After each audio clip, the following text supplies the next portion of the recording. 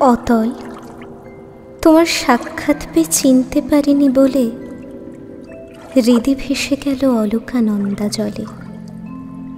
করো আনন্দ, আয়োজন করে পড়ো লিপিচিত্রিত লিপি আঁকা বাঁকা পাহাড়ের শানুতলে।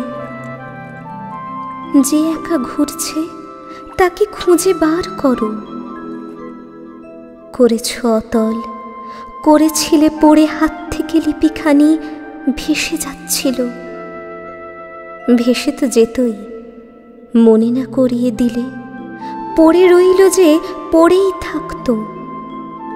সে লেখা তুলবে বলে কবি ডুবে মরে, কবি ভেসে যায় অলকানন্দা জলে।